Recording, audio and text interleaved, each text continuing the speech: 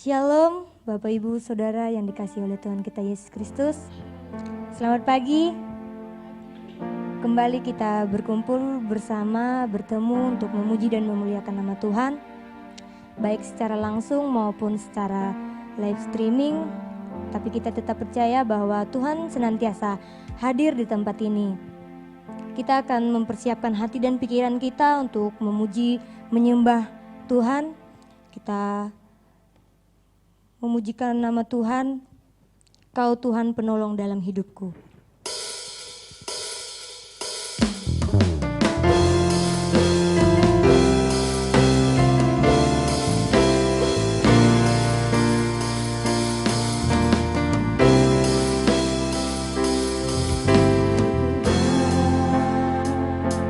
Penolong dalam hidupku, ku percaya hanya kepadamu.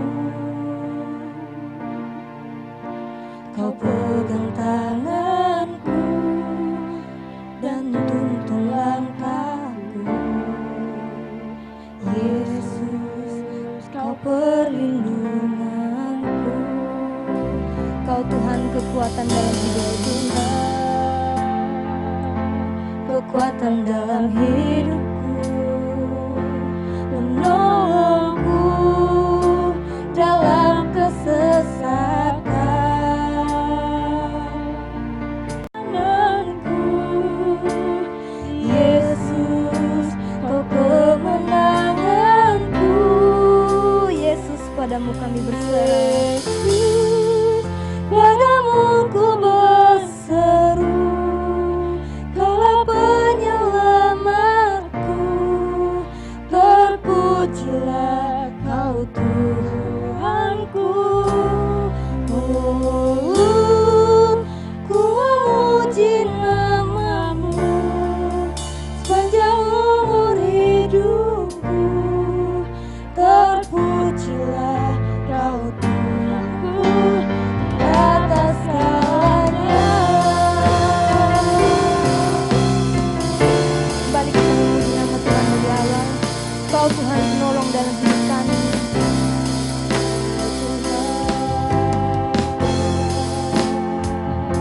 Penolong dalam hidupku, ku percaya hanya kepadamu. Kau pegang tanganku dan tuntun langkahku. Yesus, Kau perlindunganku. Kau Tuhan, kekuatan dalam hidupku, penolongku dalam kesesatan. Kau gunung batuku dan pertahananku. Yesus, Kau kemenanganku. Yesus, padamu kami berseru. Sidang jemaat, saya undang semua bangkit berdiri. Kau penyelamatku. Terpujilah Kau Tuhanku. Ku memuji namamu sepanjang umur hidupku. Terpujilah Kau Tuhanku di atas segalanya. Padamu kami berserah.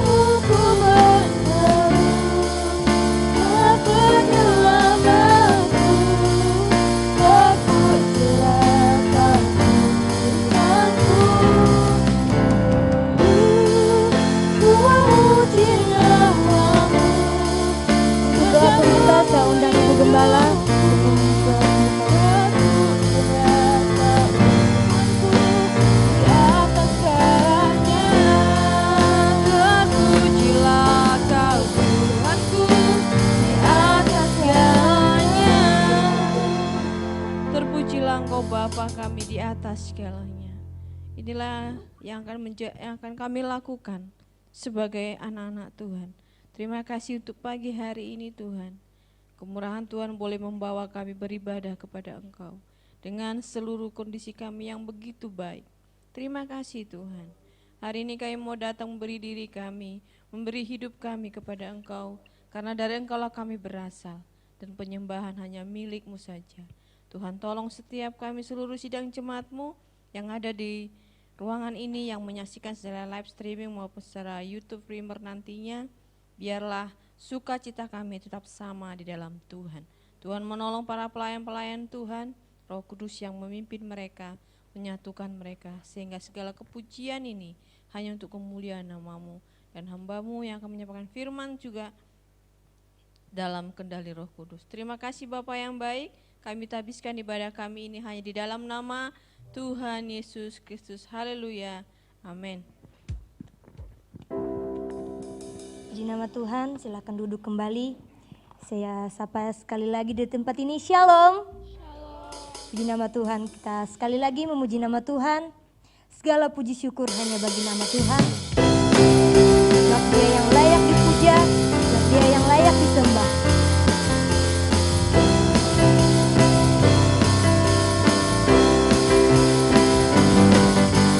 Segala puji syukur hanya bagi-Mu Tuhan.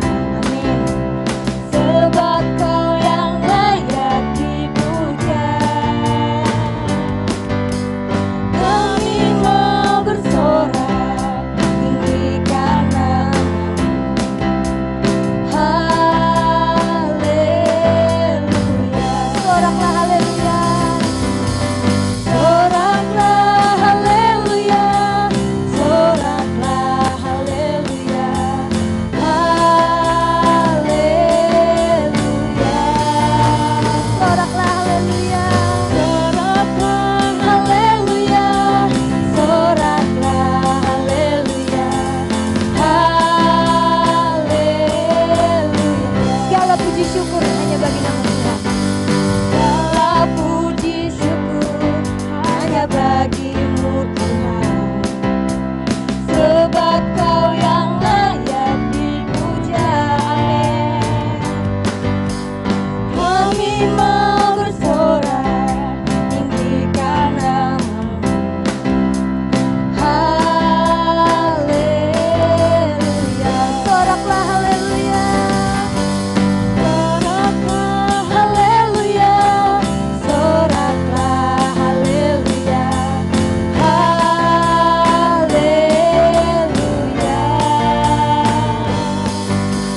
Soraklah haleluya. Soraklah haleluya. Haleluya. Soraklah haleluya.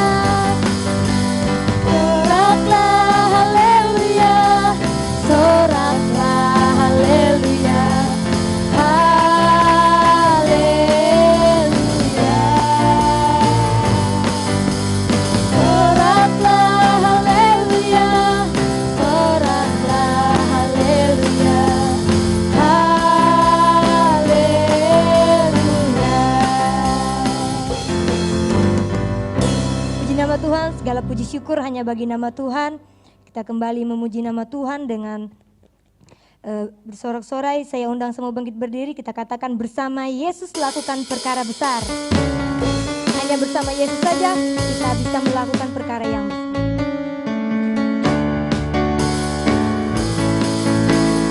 Yesus lakukan perkara besar. Bersama Yesus tidak ada yang buta.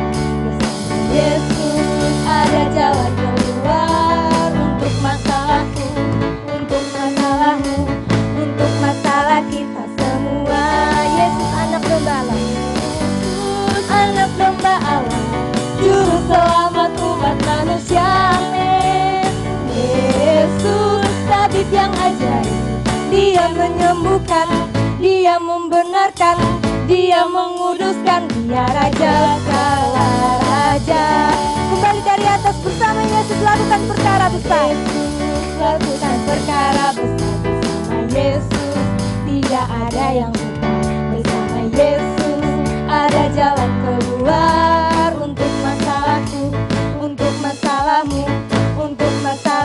kita semua. Yesus anak domba Allah, Yesus anak domba Allah, juru selamat umat manusia. Amin.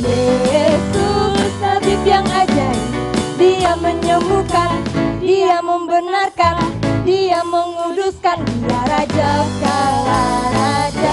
Yesus anak domba Allah, Yesus anak domba Allah, juru selamat umat manusia. Yesus tabib yang ajaib, dia menyembuhkan, dia membenarkan, dia menguduskan, dia raja segala raja. Dia raja segala raja, segala raja. Dia raja segala raja, segala raja. Amin. Hanya Yesus raja segala raja. Silakan duduk kembali. Kita sekali lagi memuji nama Tuhan, besarkan nama Tuhan.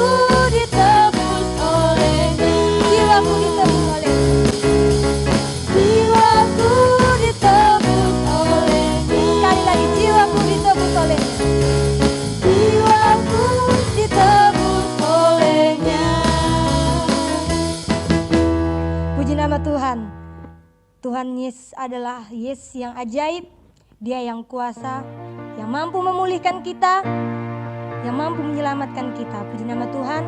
Kita akan mendengarkan kebenaran firman Tuhan. Kita akan memuji nama Tuhan dengan kita katakan hanya nama Yesus. Hanya nama Yesus yang memberikan kita pengharapan, memberikan kita kepastian.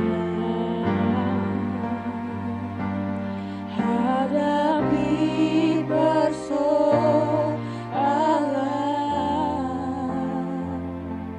Yesus ada di sana dan memberiku jawaban. Pahitnya kenyataan, pahitnya dan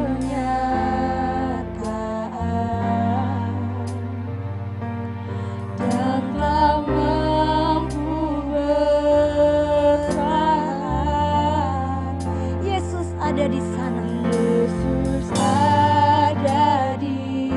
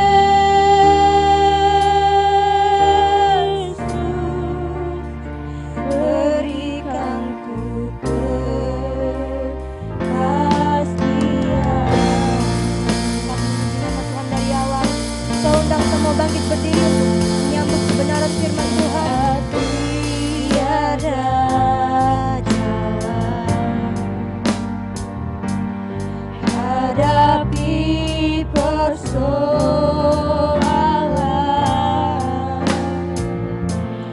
Yesus ada di sana,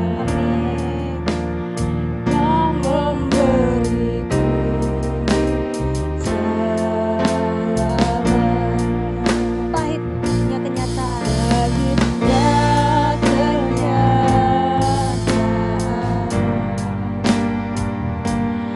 yang tak mampu bertahan.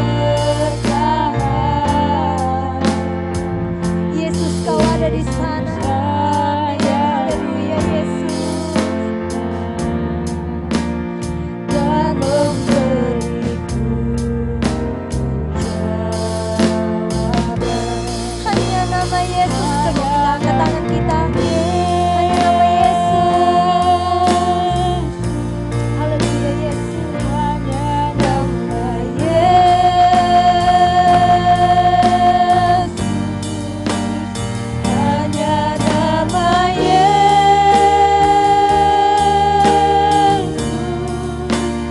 Berikanku pengharapan. Hanya nama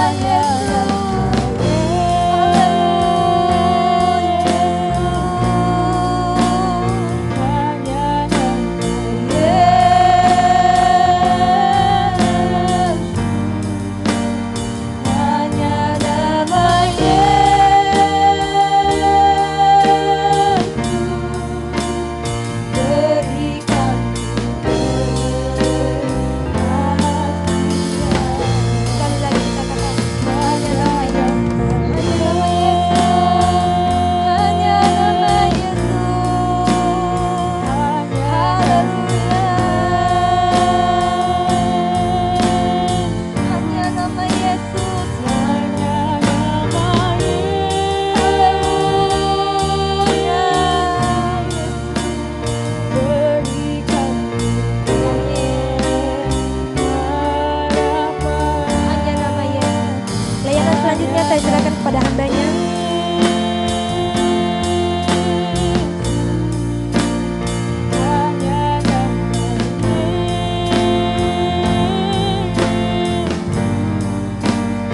Hanya nama Yesus, berikanku kepastian. Hanya namamu Yesus. Nama Yesus, hanya nama Yesus, hanya nama Yesus. Berikanku pengharapan, berikanku pengharapan. Hanya nama Yesus, namamu Yesus.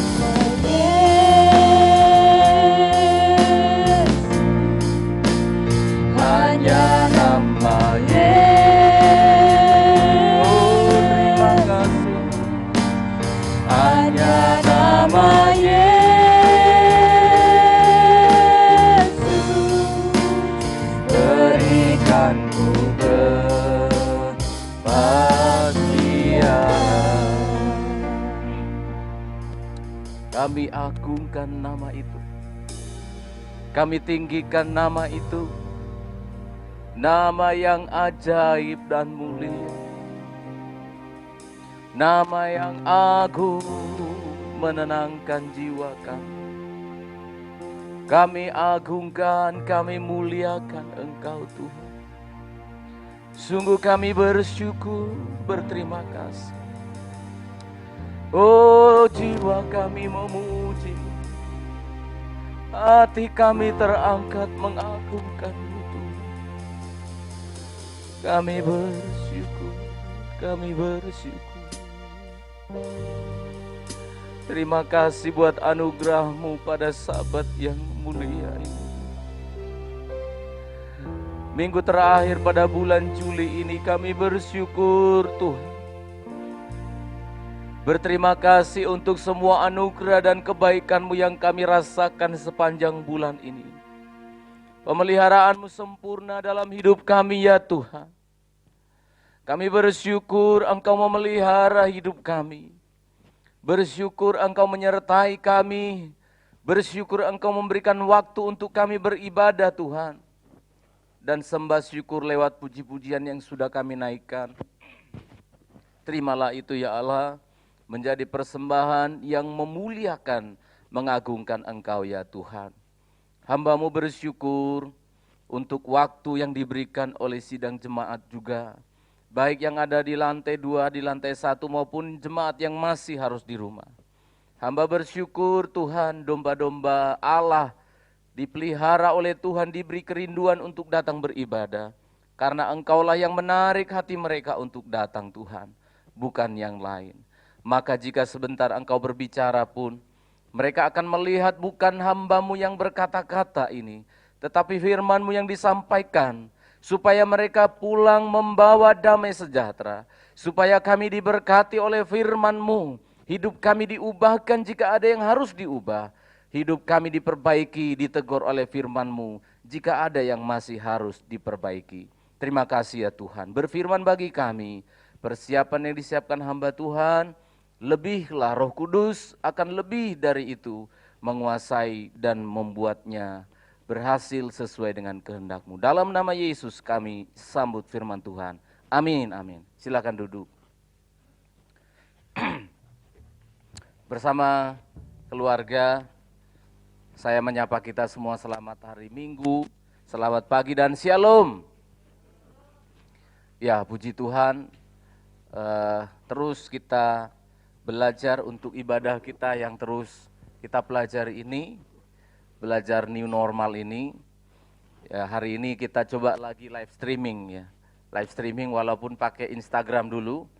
Jadi jemaat yang ada di rumah, yang mungkin rindu untuk ibadah pagi, tidak selalu siang, bisa mulai hari ini kita akan buat 2 konsep ya. Satu yang primer, yang direkam baru nanti disiarkan pada jam 1, tetapi ada juga yang live. Tapi untuk sementara lewat Instagram dulu. Nanti ke depan kita akan pakai yang untuk live streaming YouTube. Ya, Tuhan memberkati karena kami rindu semua sidang jemaat bisa dilayani dengan baik walaupun di tengah-tengah kondisi seperti ini. Ya, saya menyapa dulu oma-oma atau pengasuh yang ada di lantai bawah. Shalom juga. Ya, dijawab di lantai 2, saya sudah tahu. Baik-baik orang di lantai 2 ini. Baik, firman penggembalaan pada hari ini kita akan diberkati Tuhan lewat Kisah Para Rasul. Yang kita tekuni pasal 9 sekarang, ayat yang ke-31 sampai pada ayat yang ke-40. Hari ini kita baca bergantian ya. Saya baca ayat 31, jemaat ayat 32, bergantian seterusnya. Saya mulai ayat 31. Selama beberapa waktu, jemaat di seluruh Yudea, Galilea dan Samaria berada dalam keadaan damai. Jemaat itu dibangun dan hidup dalam takut akan Tuhan. Jumlahnya makin bertambah besar oleh pertolongan dan penghiburan Roh Kudus. Silakan.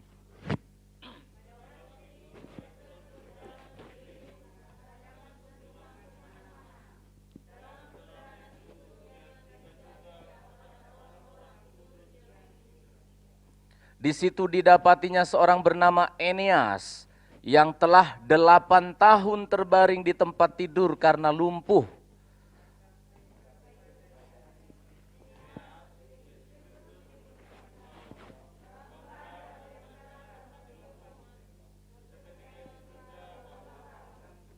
Semua penduduk Lida dan Saron melihat dia, lalu mereka berbalik kepada Tuhan.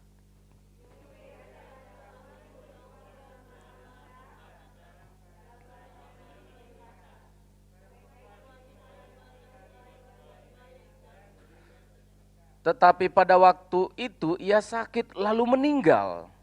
Dan setelah dimandikan, mayatnya dibaringkan di ruang atas.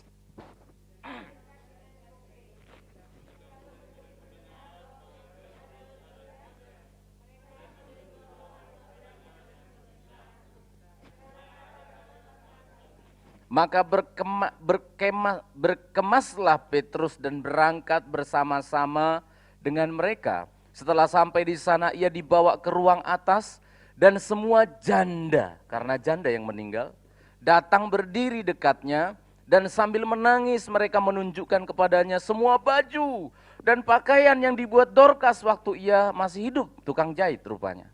Terus?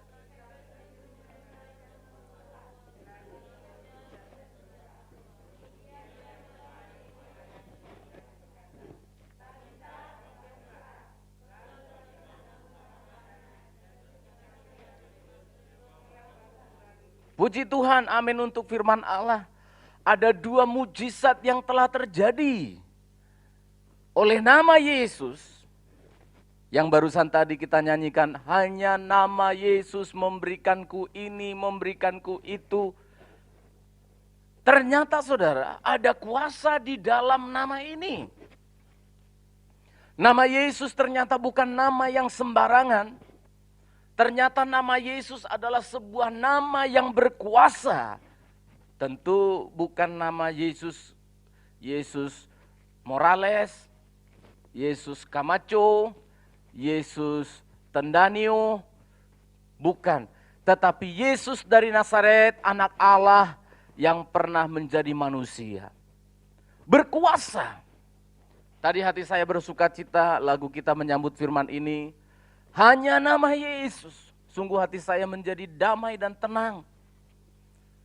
Tidak ada nama seperti ini. Dan pada pagi hari ini kita telah membaca, luar biasa, ada kuasa dalam nama Yesus. Amin saudara. Kuasa dalam nama Yesus. Seperti apa kuasa dalam nama Yesus? Dari ayat yang kita baca ini. Pada ayat yang ke-31, itu nama sangat berkuasa untuk merubah keadaan. Merubah keadaan. Dari keadaan yang buruk menjadi keadaan yang baik. Dari keadaan yang hancur menjadi kehidupan yang dibangun. Wah, luar biasa saudara. Dari kehidupan yang hancur, rusak, tak berpengharapan, atau saya sebut destruktif, dirusak. Dan ayat 31 disebutkan, jemaat itu dibangun. Amin saudara. Ayat 31, jemaat itu dibangun dan hidup dalam takut akan Tuhan. Terjadi satu kebangunan rohani. Dari kondisi yang seperti apa saudara? Nggak main-main. Dari kondisi di mana waktu itu gereja Tuhan sedang mengalami keadaan yang ditekan, dihancurkan, dirusak. Ya. Kesaksian dari istri saya catat di sini ya. Sebuah keadaan yang berubah. Kesaksian yang agak geli sebenarnya. Ketika dia sekolah Alkitab kan diajari bagaimana melayani seorang pendeta, seorang gembala. Dan bagaimana memakan makanan yang ada di pastori dengan mengucap syukur. Apa adanya ya dimakan. Nah namanya orang Sumatera saudara, namanya kalau sudah bicara kuliner, makanan, itu pasti ada hubungannya dengan daerah, betul enggak? Nah, orang Sumatera itu saudara, sulit makan brenebon. Ada yang kurang paham brenebon? Saya sebut saja kacang merah dikasih daging B berapa gitu. Saudara di Sumatera, itu enggak boleh dicampur dengan nasi. Itu jajanan. Kacang-kacangan itu hanya dimakan tersendiri. Di Jawa, ini nasinya ditaburkanlah. Apa yang terjadi kalau orang Sumatera melihat itu saudara? Saudara tanya saja orang Sumatera. Pasti sulit untuk memakannya. Nah istri saya, waktu dia masih sekolah, langsung pengerja-pengerja rame. Kenapa? Karena dia tidak bisa makan, begitu dimakan tumpah. Lalu semua pengerja bilang apa? Sombong, tinggi hati.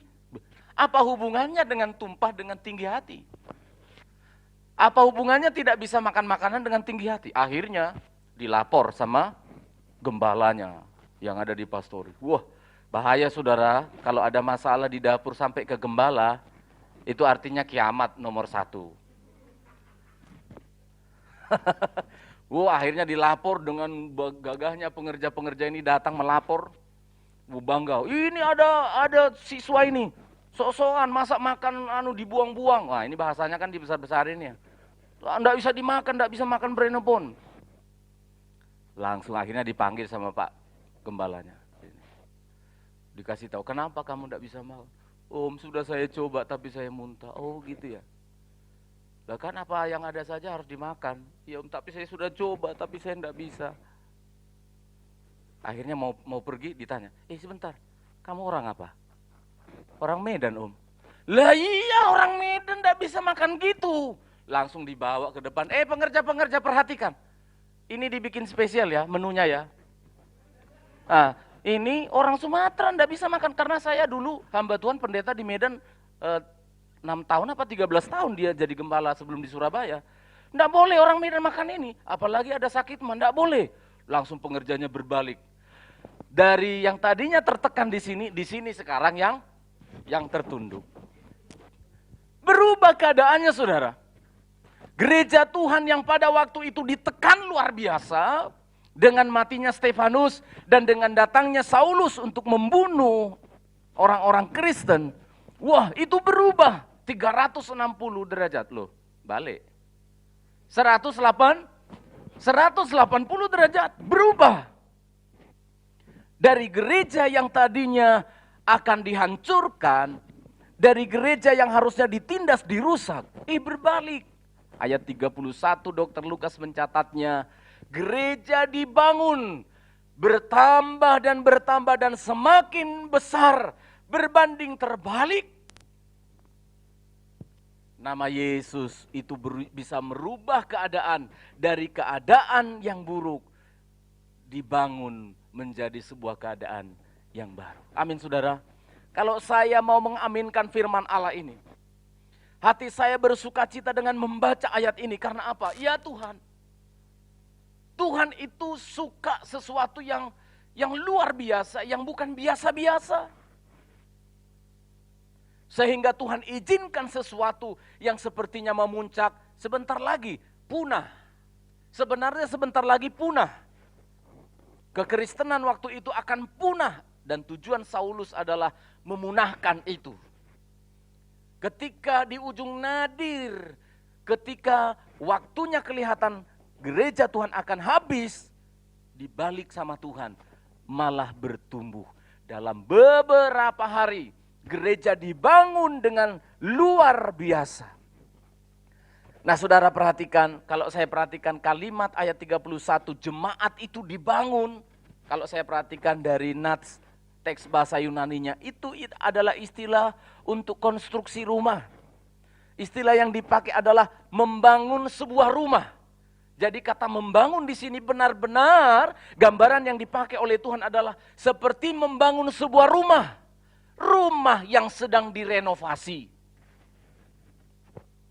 Apa gambaran saudara-saudara kalau sedang ingin membangun rumah? Masa ada orang baru membangun rumah, ayo bikin pondasi, mana kayu-kayunya, bikin scaffoldingnya, tiang-tiangnya, papan-papannya. Saya sudah lihat semua rumah yang sedang dibangun. Pada tahap pembangunan, apa yang terjadi? Hancur, lebur. Betul enggak? Hancur-hancuran. Enggak ada yang rapi kan? Ini tiang-tiang teriplek-teriplek, paku-paku, kawat-kawat di mana-mana, sembrautan, material-material bangunan semuanya kacau kelihatannya. Dalam hati kita, dalam pikiran kita, enggak layak ini, bakal kacau ini rumah, sudah hancur begini. Tapi saudara saya mau katakan, setelah kehancuran itu, setelah ketidakteraturan itu, kelihatannya setelah kerusakan itu, maka saudara perhatikan tidak lama lagi akan berdiri satu bangunan yang kokoh dan kuat dan indah untuk kita tempati dengan nyaman dan bersuka cita. Amin saudara. Perhatikan itu. Tuhan ingin membangun kehidupan gereja mula-mula. Tuhan ingin membangun kehidupan jemaat Healing Insight. Tuhan ingin membangun hidup kita. Saudara, bagian dari pembangunan memang harus ada tanda-tanda kerusakan. Memang harus ada tanda-tanda perbaikan. Dan kerusakan yang saya maksud bukan untuk menghancurkan hidupmu. Kerusakan yang dimaksud oleh Allah bukan untuk menghancurkan hidup kita. Terkadang untuk lebih baik, dokter itu harus rusak, harus abrik dulu. Pakai pisau operasinya, disobek sana, sobek sini, dikeluarkan sana, tulangnya digergaji dulu, disambung lagi. Kulit yang sudah sobek-sobek, darah di mana-mana tak beraturan itu, lalu kemudian dijahit lagi. Maka kita bisa berdiri tegak. Hidung yang kebentur tembok bengkok lurus kembali. Amin saudara. Kaki yang patah karena jatuh main bola kaki atau karena ditabrak sepeda ontel lurus kembali. Saya melihat hal yang luar biasa bahwa perubahan pembangunan yang digunakan di dalam Alkitab seperti membangun sebuah rumah. Dari ketidakteraturan, dari kesulitan. Dengarkan suara tang tung tang ting berisik. Harus menghirup, ada debu di mana-mana, ada paku berceceran. Tetapi ketika nanti bangunan itu sudah mulai berdiri, oh luar biasa. Disebutkan pada ayat 31, indah sekali ayat ini. Menawan hati saya, dikatakan, jemaat itu di Galilea, di Samaria, berada dalam keadaan damai. Karena jemaat itu dibangun dan hidup dalam takut akan Tuhan. Hasilnya adalah jumlahnya makin bertambah besar oleh pertolongan dan penghiburan Roh Kudus. Oh luar biasa. Dibangun, bicara tentang proses. Saudara perhatikan, Tuhan ingin membangun hidupmu. Jika engkau orang yang punya karakter, suka tersinggungan, maka Tuhan akan membentuk engkau tidak jauh dari itu. Tuhan izinkan orang menyinggung dirimu nanti. Sampai apa? Sampai engkau menjadi orang yang rendah hati. Tidak tersinggungan kalau dinasihati. Kalau engkau adalah orang yang suka emosian, firman Allah nanti akan diarahkan Tuhan, hamba Tuhan itu. Ngomong lagi itu, jemaatmu itu masih ada yang suka marah-marahan. Ngomong lagi itu, ada kaum muda itu yang pacarannya nggak beres itu. Ngomong lagi tentang kekudusan. Akan di situ terus. Jangan berkata, tuh kan. Pasti nih mama saya cerita sama ibu gembala ini. Pasti nih. Kok Pak Pendeta itu tahu saya pacarannya nggak beres. Ini mama saya cerita ini.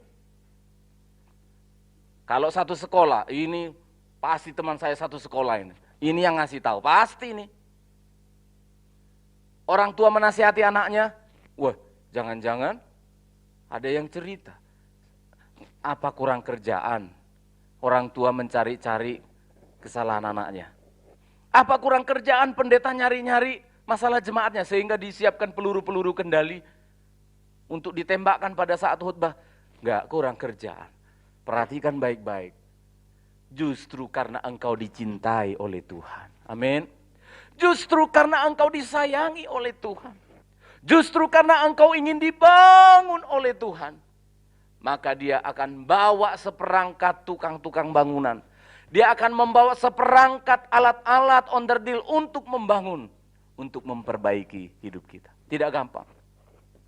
Saudara perhatikan di belakang saya ini, pelita emas jadi-jadian. Ya, pelita emas. Ini yang jadi-jadian. Yang aslinya itu di Alkitab, kitab Keluaran, pasal 25 sampai pasal 40.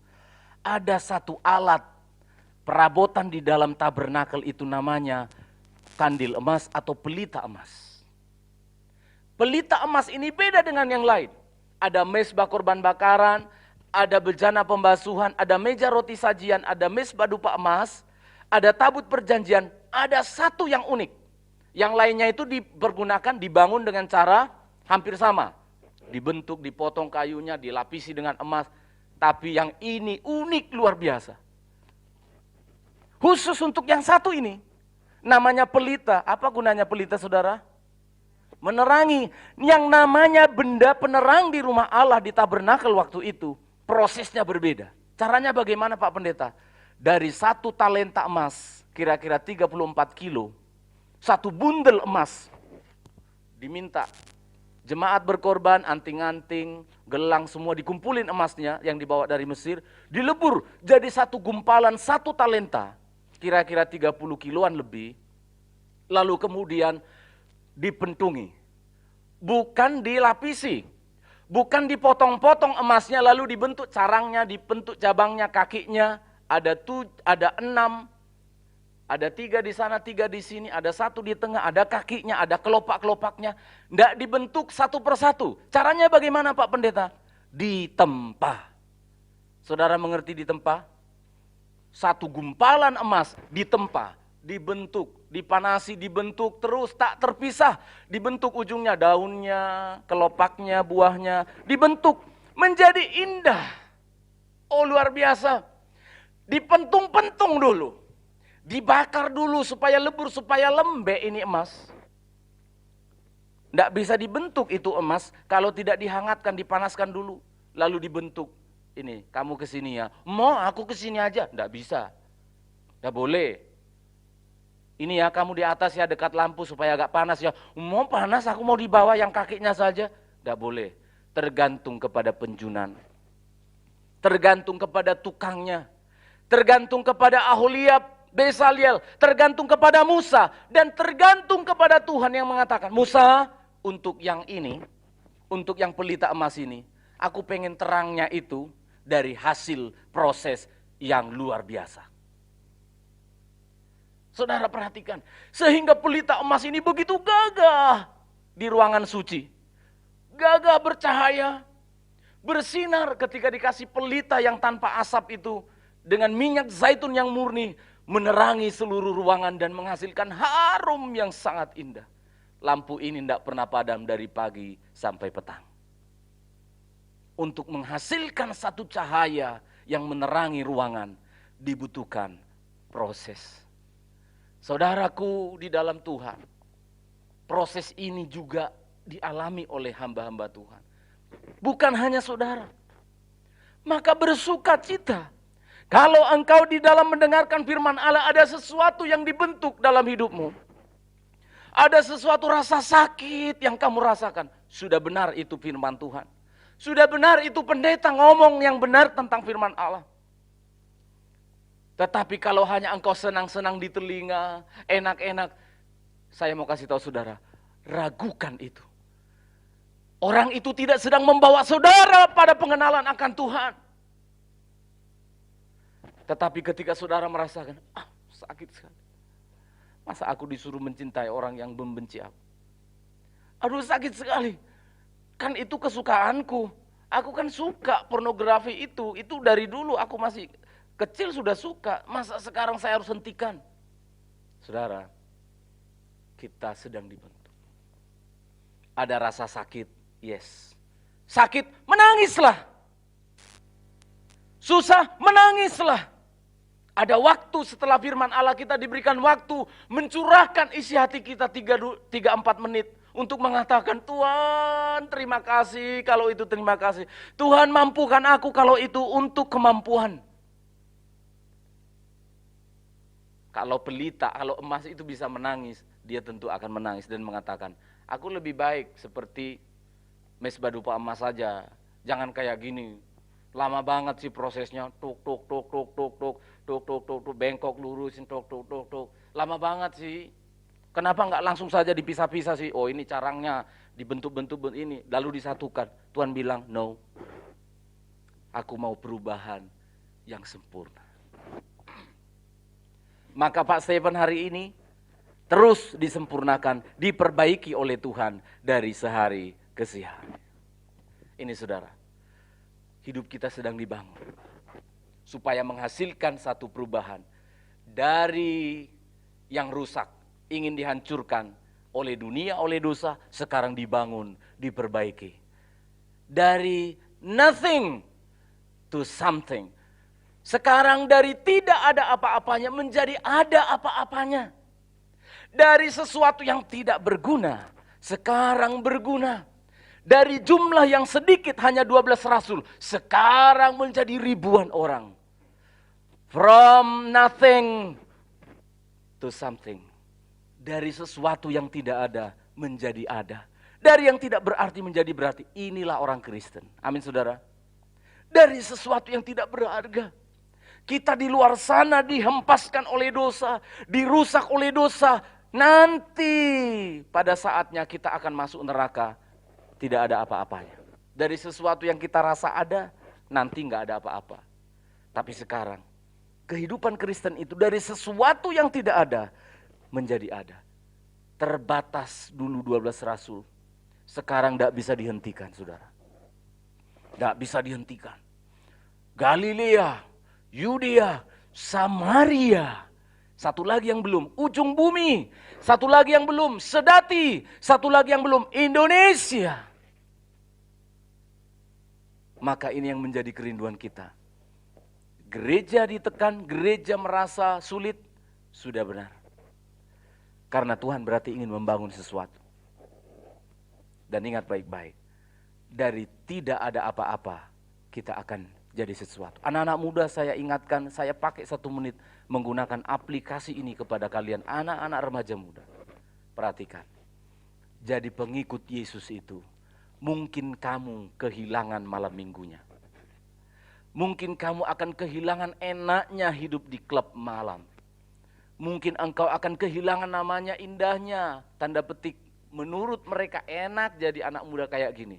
Tapi saya mau katakan saudara, dari nothing, sepertinya tidak ada apa-apa, kamu nanti akan jadi something. Amin. Kamu nanti akan menjadi sesuatu yang mempermuliakan Tuhan. Jangan pernah ragu itu. Jangan pernah ragu itu. Berpegang kepada kebenaran tidak merugikan. Kamu akan jadi sesuatu. Ingat baik-baik. Tested by the time. Akan diuji oleh waktu. Yang kedua, seperti apa kuasa nama Yesus yang terjadi. Pada ayat 32 sampai ayat 40, terjadi nama Yesus ini berkuasa untuk melakukan mujizat. Wow, luar biasa. Yang sakit Eneas, sembuh. Dorcas atau Tabita yang mati, bangkit kembali. Luar biasa. Saudara perhatikan, mujizat yang terjadi terhadap Eneas. Dari sakit menjadi sembuh. Lihat ayat 32. Saya tidak mau menjelaskan proses mujizatnya, tetapi saya mau menjelaskan tentang waktunya Tuhan. Ayat yang ke-32. Ayat yang ke-33 saja. Ayat 33. Mari baca sama-sama. 1, 2, ya. Ya. Stop. Berapa tahun dia sakit? Eneas, orang-orang kudus sedang berkumpul di sana. Dan di antaranya Eneas 8 tahun telah menderita sakit. Saya mau tanya kepada saudara, mengapa harus hari itu Eneas sembuh? Di mana Tuhan 8 tahun yang lalu? Kenapa harus Petrus? Kan Yesus pernah ada di bumi beberapa waktu yang lalu. Mengapa bukan Yesus yang menyembuhkan dia? Ayo saudara. Bisa muncul pertanyaan. Supaya kita melihat Tuhan dan melihat hamba Tuhan dengan cara yang tepat. Dengan cara yang benar. Sudah tidak waktunya lagi mengotak-ngotakkan hamba-hamba Tuhan. Ada pendeta sakti, ada separuh sakti, ada tidak sakti. Tidak ada saudara. Saudara perhatikan, berbicara tentang mujizat, selalu berbicara tentang waktunya Tuhan. Saya ngomong lagi pelan-pelan. Eneas ini sudah sakit lumpuh 8 tahun. Yesus baru hadir berapa bulan yang lalu, Eneas tidak ikut sembuh. Supaya kita mengerti, mengapa harus pada saat Rasul Petrus? Sudah jelas. Bukan karena Allah tidak ada 8 tahun yang lalu. Bukan karena tidak ada pendeta yang sakti 8 tahun yang lalu. Bukan karena yang lain. Bukan karena. Tetapi sungguh-sungguh berbicara tentang mujizat Allah. Itu tergantung kepada kairosnya Tuhan. Tergantung pada waktunya Tuhan. Eneas harus menunggu 8 tahun. Saudara sudah menunggu berapa tahun? Belum ada mujizat kesembuhan. Saudara sudah menunggu berapa lama? Bukan Allah tidak ada. Saya ulangi. Bukan Tuhan tidak ada. Omong kosong kalau ada pendeta yang mengatakan sekarang juga, sekarang juga, sekarang juga. Kamu yang jadi Tuhan atau siapa sih? Harus berbicara tentang waktunya Tuhan. Jelas-jelas di sini dikatakan, Eneas, Yesus telah menyembuhkan engkau. Lihat, ajaibnya. Petrus yang waktu itu ada di sana, tapi dia ngomong pada masa lampau, Yesus menyembuhkan engkau. Supaya kita benar di hadapan Tuhan tentang mujizat. Bukan Yesus yang kemarin yang sebelum naik ke surga itu masih di bumi, masih di Palestina, tidak peduli dengan Eneas. Dia tahu, Lazarus sedang sekarat pun dia tahu. Tapi dia bilang kepada apa? Aku tidak mau datang ke sana, supaya kamu belajar beriman. Amin saudara. Bukan aku tidak tahu Lazarus sudah mati 3 hari. Tahu. Dia jelaskan dalam Injil Yohanes, supaya kalian belajar percaya. Ini yang benar. Bukan siapa-siapa, kalau terjadi mujizat bukan karena siapa-siapa. Tetapi, luar biasa hati saya bersyukur kalau ada pendeta seperti Petrus ini. Dia jelas-jelas yang mendoakan dan melihat Eneas. Tetapi dia mengatakan, Yesus menyembuhkan engkau. Tetapi sekarang hati saya pedih, hati saya kadang sedih. Mujizat kesembuhan. Pendeta ini. Yang disiarkan nama pendeta ini, yang diagung-agungkan, yang dikultuskan pendeta ini. Kalau bukan pendeta ini tidak ada. Maka jemaat berbondong-bondong harus pendeta itu. Karena di sini sudah ditanam, pendeta ini sakti, pendeta ini tidak sakti. Kenapa kamu tidak pergi kepada dukun saja? Tidak ada saudara. Hendy ini, kalau dia bicara atas nama Yesus, yang lumpuh sembuh sekarang. Bukan harus pendeta Stephen. Pendeta Stephen akan mengagungkan Tuhan. Kalau ada di antara saudara yang dipakai oleh Tuhan bisa menyembuhkan orang sakit. Tidak harus pendeta Stephen Manurung. Wah, kecil sekali kalau hanya 1-2 orang, 5 orang, 10 orang yang dipakai Tuhan untuk itu. Hati saya bersuka cita kalau semua orang dipercayakan oleh Tuhan. Tapi ingat baik-baik, dari sisi jemaat, waktunya Tuhan. Dari sisi hamba Tuhan, harus nama Yesus yang dimuliakan. Terjadi kesembuhan, dan sekarang mujizat yang kedua, Dorcas. Seorang ibu tua, saya sebut saja ibu janda karena teman-temannya para janda. Nah, jadi kan cara saya menafsirkan begitu ya. Kalau dia berteman dengan anak-anak muda, mungkin ibu muda. Tapi disebut yang menangis datang ke rumahnya bawa baju-baju yang dijahit sama si Dorcas. Agak geli saya tapi agak sedih. Karena apa? Janda-janda ini datang nunjukin baju ke si Petrus. Ini loh Pak, dijahit aku ini. Ini loh. Ini lekukannya ini loh. Bayangkan ibu-ibu janda itu polos ya. Orang mati dihubungkan dengan jahitan. Ibu-ibu janda. Dorcas meninggal. Ibu-ibu janda datang karena ternyata orang yang meninggal ini orangnya baik. Amin saudara. Suka menjahit untuk orang lain. Wah, hati saya lebih bersuka cita ketika saya mau khotbahkan ini. Ibu saya, istri saya tukang jahit. Jadi ibu, nanti akan ada banyak permintaan untuk dijahitkan. Tapi kalau terlalu banyak saudara minta dijahitkan, benar-benar jadi Dorcas yang meninggal. Saudara perhatikan baik-baik. Mujizat yang kedua yang terjadi adalah Dorcas atau yang disebut Tabita ini meninggal. Kalau mujizat kesembuhan harus melihat waktunya Tuhan. Tetapi mujizat kebangkitan dari Dorcas ini adalah berbicara tentang tujuan Tuhan. Amin. Saya mau tanya, Ibu Dorcas ini kalau sudah janda usianya 60 tahun.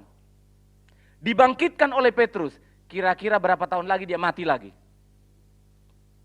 Banter-banter berapa tahun? 10 tahun, 5 tahun. Lalu saya mau tanya, kenapa sudah mati dibangkitkan, tapi ternyata mati lagi? Harus mati kan si Dorcas ini, betul enggak? Kenapa enggak dibangkitkan lagi? Saudara, jangan terlalu mata kita itu begitu, yang mati bangkit, luar biasa. Lihat tujuan Tuhan. Mujizat yang terjadi harus untuk tujuan Tuhan. Kalau tadi yang pertama yang sakit itu untuk waktunya Tuhan. Yang kedua ini harus untuk tujuannya Tuhan. Tujuannya Tuhan apa sih? Tujuannya Tuhan adalah untuk menyatakan kebenaran. Sebelum kamu mati, sebelum saya mati, apa yang kita lakukan? Banyaklah berbuat baik. Kebangkitan Dorcas itu hanya satu-satunya pada waktu itu. Sudah tidak pernah lagi ada bangkit. Ada di Ethiopia, di Afrika. Ada pendeta bisa membangkitkan orang mati. Diperiksa ternyata bohong semuanya. Berdusta. Jahat sekali itu pendeta. Ternyata orang yang disuruh mati itu adalah orangnya dia juga.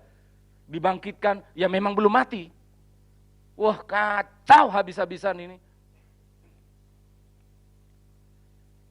Untuk tujuan uang, untuk tujuan popularitas. Bukan. Harus tujuannya Tuhan. Tujuannya Tuhan apa? Untuk menyatakan para janda-janda, lihat kalau kamu belum dipanggil Tuhan, walaupun kamu lebih tua dari Dorcas, berbuat baik. Jangan hanya mendapatkan kebaikan. Ini lo bajunya lo dijahit sama Dorcas lo. Kamu bikin apa? Amin saudara, bisa paham saudara? Tujuannya adalah sebelum kita mati, berlomba-lombalah berbuat baik. Dorcas bangkit, maka Dorcas mengajarkan ibu-ibu janda ini tadi, ayo lomba-lomba berbuat baik karena mati. Dorcas dibangkitkan bukan untuk jadi pendeta. Dorcas dibangkitkan bukan untuk sok-sokan bagi Petrus. Dorcas dibangkitkan untuk menyatakan kepada ibu-ibu yang lain, sebelum kita mati, yuk berbuat baik. Oma-oma yang ada di bawah, terpujilah Tuhan atas firman ini untuk kita. Sebelum kita dipanggil Tuhan, pasti dipanggil Tuhan, amin ya. Jadi jangan marah kalau saya khotbah gini. Apa ini, kok ngomong mati-mati? Semua mati. Ya, saudara kita di sebelah kemarin sudah dipanggil Tuhan. Pas saya kerja-kerja di sini, beliau dipanggil Tuhan. Semua pasti antri, istilah pendeta. Antri kita semua. Tapi ingat baik-baik, mbah-mbah yang ada di bawah, kita semuanya, bukan karena usia mati itu, saya mau ingatkan, sebelum kita dipanggil Tuhan, perbanyak berbuat baik, amin. Dalam hal ini, jahit baju. Tapi tidak semua orang seperti Dorcas. Bu Tsunami tidak pintar jahit baju, pintar masak. Bikin masak yang bagus bagi orang yang makan masakanmu, amin. Orang tua, bikin yang paling baik untuk anakmu. Anak-anak muda bikin yang paling baik karena kamu tidak tahu besok di sana Tuhan pakai ayam untuk mencabut nyawamu. Maksud saya ayamnya nyebrang begitu, kamu tabrak, langsung dipanggil Tuhan. Bisa saja. Maka selama masih ada waktu, mari berbuat baik. Ada kuasa dalam nama Yesus. Kuasa yang merubah keadaan. Dan yang kedua, kuasa yang bisa memberikan mujizat. Tuhan memberkati kita semuanya. Mari kita nyanyikan lagu yang terakhir tadi. Namamu Yesus Tuhan. Itulah yang menjadi kesukaan kami. Itulah yang menjadi kebahagiaan kami. Terima kasih Tuhan untuk anugerah-Mu.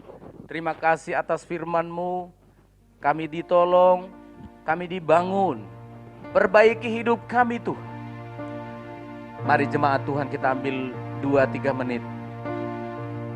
Kalau ada yang diperbaiki oleh Tuhan rasa sakit, boleh menangis, boleh mengucapkannya kepada Tuhan. Kalau ada yang merasa bersyukur engkau ditolong Tuhan, boleh tersenyum di hadapan Allah, boleh menyembah Dia, mengagungkan Dia. Terima kasih Tuhan. Saat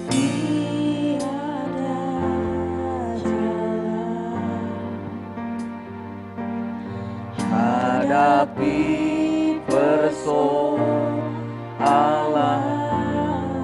Yesus ada di sana. Yesus ada di sana. Oh, haleluya.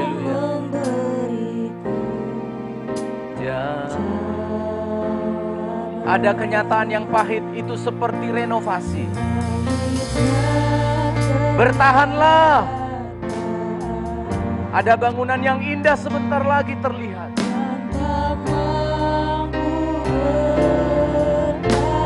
Yesus ada di sana. Yesus ada di sana. Oh, haleluya. Dan memberi Jawaban. Hanya nama Yesus. Hanya nama Yesus. Rasakan nama Yesus itu. Katakan dengan lembut. Menyentuh hatimu. Hanya nama Yesus memberi pengharapan. Berikanku pengharapan. Hanya namamu Yesus. Haleluya. Hanya nama Yesus. Terima kasih Tuhan. Nama Yesus.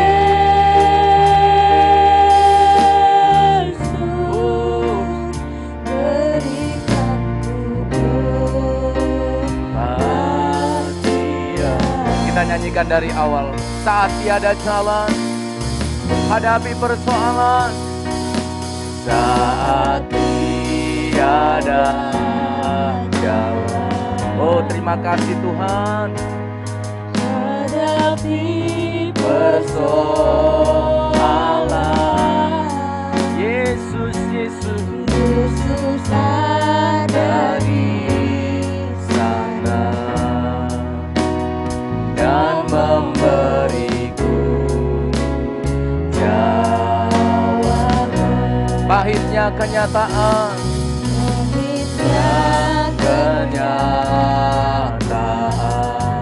dan tak mampu bertahan, dan tak mampu bertahan. Yesus ada di sana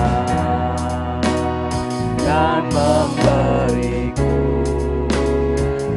hanya nama Yesus. Hanya nama Yesus. Mari berdiri bersama-sama. Angkatlah tanganmu. Haleluya. Hanya nama Yesus. Hanya namamu Yesus. Hanya nama Yesus. Memberi pengharapan. Berikan pengharapan. Hanya nama Yesus. Kami agungkan nama itu. Hanya nama Yesus. Hanya nama Yesus. Terima kasih Tuhan. Mari yang mau menyembah Tuhan, sembah Dia dengan segera. Hanya nama Yesus kami bersyukur. Kami agungkan Engkau Tuhan. Haleluya. Haleluya. Kami mengagungkan Engkau. Oh, bagimulah segala puja, bagimulah segala hormat. Haleluya. Terima kasih Tuhan. Sembah Dia. Naikkan syukurmu kepada Tuhan.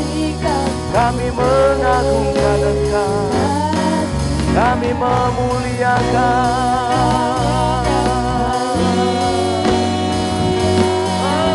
Haleluya. Haleluya.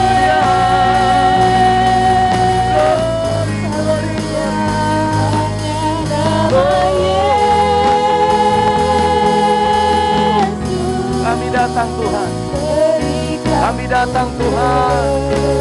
Kami membawa hidup kami. Bentuklah kami Tuhan.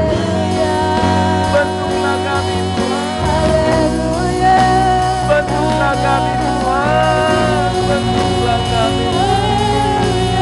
Haleluya.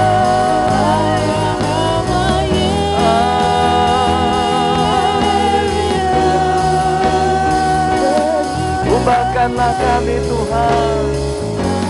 Ubahkanlah kami Tuhan. Hanya nama. Oh Yesus. Hanya Nama Yesus, nama Yesus. Namamu manis indah. Namamu menenangkan jiwa ini. Namamu Tuhan. Haleluya. Namamu, namamu Tuhan. Kami agungkan Engkau. Kami muliakan Engkau. Namamu, namamu manis. Oh, kami bersyukur.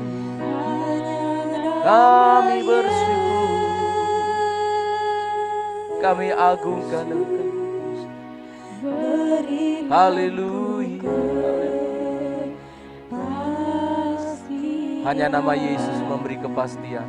Hanya nama Yesus. Kepastian. Pertolongan itu pasti. Waktunya Tuhan yang terbaik. Pastian. Dalam nama Yesus Kristus. Haleluya. Amin. Amin. Silakan duduk.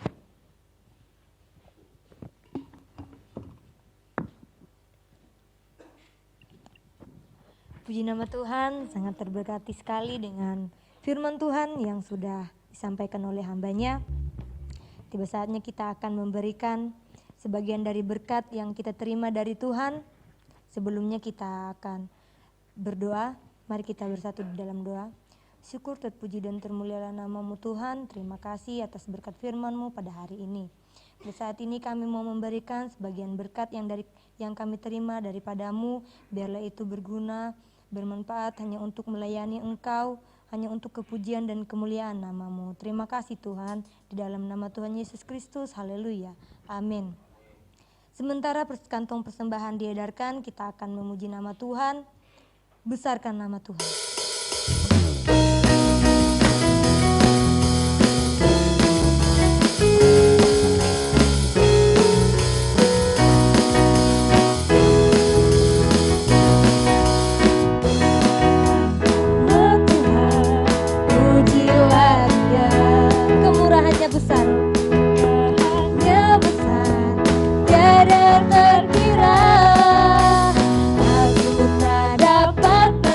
Betapa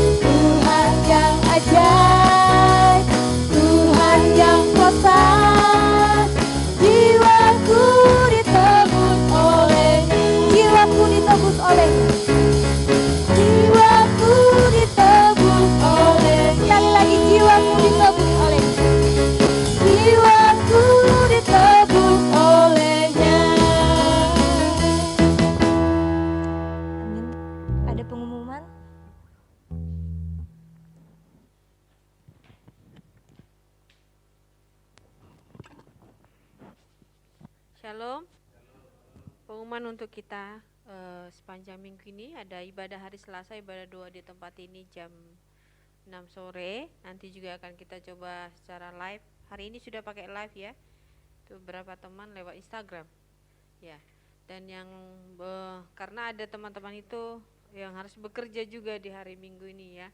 Kita doakan supaya Tuhan tolong mereka. Jadi mereka mengambil waktu untuk bisa tak beribadah kepada Tuhan.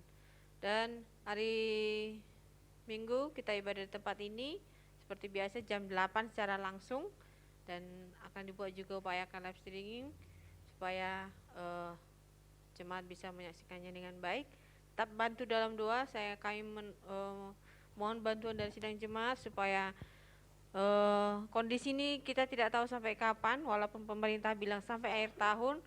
Tapi kalau kita beribadah secara live atau primer seperti ini, kita membutuhkan banyak sekali alat-alat yang bisa mendukung. Sehingga teman-teman kita, saudara-saudara kita yang masih tetap harus di rumah, kita tidak bisa undang ke sini karena kapasitas tempat ini tidak memungkinkan. Jadi makanya sampai sekarang yang Surabaya tidak kami arahkan ke sini karena memang tidak memungkinkan. Untuk jemaat sedati aja kondisi di atas ini sudah terlalu penuh ini sebenarnya. Makanya ada di lantai 2. Jadi kita mohon bantuannya dari seluruh sidang jemaat supaya Tuhan memperlengkapi semua fasilitas yang kita butuhkan sehingga sidang jemaat yang di rumah itu juga bisa merasakan kenyamanan seperti kita beribadah saat ini ya. Kemudian untuk jadwal para pelayan nanti akan di-share di grup Healing Insight. Dan hari Selasa yang lalu, puji Tuhan, salah satu dari saudari kita, Cynthia, sudah memberi diri dibaptis. Dan akan ada juga mungkin informasi dari Ibu, mungkin akan ada lagi baptisan untuk sesi selanjutnya. Bagi yang rindu untuk dibaptis, segera mendaftar. Nanti akan diaturkan bersama dengan Oma-Oma yang akan dibaptis ya. Kemudian ada berita duka bagi kita, kemarin Sabtu siang telah dipanggil Tuhan, Bapak Pak Mianto, tetangga kita persis dipanggil Tuhan. Kalau tidak salah usianya 64 tahun. Ya, usia 64 tahun. Dan tadi pagi subuh sudah dibawa ke Jawa Tengah, ke Kudus, disemayamkan di sana. Kita doakan penghiburan untuk keluarga, untuk Ibu Pak Mianto yang bersama dengan kita beribadah di tempat ini, supaya Tuhan kuatkan keluarga itu bisa tetap memuji Tuhan bersama dengan Tuhan. Seperti firman Tuhan tadi, hanya nama Tuhan yang bisa menolong mereka. Mohon kita tetap mendoakan mereka, bawakan doa ketika keringat, ingat untuk mendoakannya sampai suatu saat ibu itu juga akan kuat pada waktunya ya. Itu saja pengumuman untuk kita yang bisa kami sampaikan pada pagi hari ini. Jika ada pengumuman selanjutnya seiring dengan waktu akan kami share di grup ya, akan ada di grup sehingga kita semua dapat memiliki informasi. Itu saja, Tuhan memberkati. Bapak Gembala akan berdoa. Kita akan mengakhiri ibadah kita. Mari kita tundukkan kepala, kita berdoa. Terpujilah Allah Tritunggal dalam Tuhan kami Yesus Kristus. Pengorbananmu sempurna sehingga kami bisa beribadah pada hari ini. Semua yang kami rindukan, ada banyak yang sudah dijawab oleh Tuhan. Dan masih ada banyak yang kami inginkan Tuhan. Keinginan ini bukan untuk kami habiskan, kami foya-foyakan. Kami ingin menggunakan itu semua untuk kemuliaan nama-Mu. Berbagai fasilitas yang kami perlukan untuk ibadah live streaming, ibadah di lantai 1. Tuhan, Engkau kiranya campur tangan dan menolong kami. Kami serahkan seluruh sidang jemaat dalam segala pergumulan. Waktu-Mu, waktu yang terbaik Tuhan. Bukan berarti Engkau tidak ada kalau kemarin Engkau belum menolong. Tetapi Engkau sedang mengajari kami. Hidup kami sedang dibentuk, ajari kami untuk memahami itu Tuhan. Maka kami berdoa, kuatkan kami dalam memenuhi panggilan kami. Kuatkan kami untuk menanti waktu-waktunya Tuhan yang terjadi dalam hidup kami. Ada yang masih membutuhkan pekerjaan hari-hari ini Tuhan. Bukalah peluang-peluang, ada yang rumah tangganya perlu diperbaiki. Tuhan tolong nikah sidang jemaat-Mu. Anak-anak remaja muda yang sekolah, pergaulan hidup mereka. Yang lanjut usia, pergumulan kami masing-masing berbeda-beda. Engkau paling tahu, Tuhan tidak akan pernah kesulitan menolong kami percaya itu. Kami serahkan panti ini dalam tangan-Mu. Oh bersyukur, berterima kasih ya Allah. Rumah ini menjadi rumah doa untuk nama-Mu diserukan. Maka Tuhan berkati panti kami. Berkati Tuhan para donatur-donatur. Supaya ada banyak jiwa-jiwa yang dipelihara. Ada banyak jiwa-jiwa yang ditolong oleh Tuhan. Lewat keberadaan panti ini Tuhan. Tolong para pengasuh, Tuhan tolong pimpinan kami di sini Bu Silvi Tuhan. Beri mereka kesehatan, hikmat dan kekuatan. Tuhan tolong Yayasan Pondok Kasih yang memayungi secara hukum panti ini. Terima kasih, bersyukur untuk Ibu RT yang terus membantu kami. Bersyukur untuk RW, bersyukur untuk Kecamatan Sedati yang membolehkan kami sampai hari ini beribadah memuliakan Tuhan. Terpujilah nama-Mu, doa kami untuk bangsa dan negara ini Tuhan tolong dalam pemulihan. Vaksin yang saat ini sudah ada sedang pada tahap akhir. Untuk bulan Januari akan disuntikkan, akan diberikan kepada seluruh rakyat Indonesia. Kami yakin pemerintah akan ditolong Tuhan. Semua rencana ini biar terjadi sesuai dengan kehendak-Mu supaya kami bisa beraktivitas kembali. Terpujilah nama-Mu Tuhan untuk keluarga Bu Fatmianto yang mengalami kedukaan bersama dengan anak-anaknya. Kami doakan penghiburan dan kekuatan. Almarhum Pak Fatmianto sudah berada bersama dengan Tuhan. Kami yang tinggal di bumi dikuatkan dan dihiburkan. Terima kasih Tuhan, terima kasih untuk anak-anak muda yang memberi hatinya melayani Tuhan. Pelayan-pelayan Tuhan dan sidang jemaat yang meringankan langkahnya datang beribadah. Maka engkau semua kembalilah, angkatlah tanganmu, terimalah berkat dari Tuhan. Pulanglah bersama dengan Allah Tritunggal. Di dalam nama Bapa, Putra dan Roh Kudus. Diberkatilah engkau sekalian, diberkatilah usaha dan pekerjaanmu, ya Tuhan akan menolong. Tuhan menolong, Tuhan memberi engkau keuntungan dari pekerjaanmu. Diberkatilah nikah rumah tanggamu, bahagialah menjalani pernikahanmu. Diberkatilah anak-anak kita, anak-anak remaja muda di sekolah, kuliah, pekerjaanmu, masa depanmu, dan lansia yang lanjut umur. Semua kita yang hadir, semua yang beribadah, seluruh sidang jemaat diberkati oleh Tuhan. Dalam nama Yesus Kristus, hari ini Maranatha sampai Tuhan datang kembali. Kita responi dengan Bapa, terima kasih. Bapa.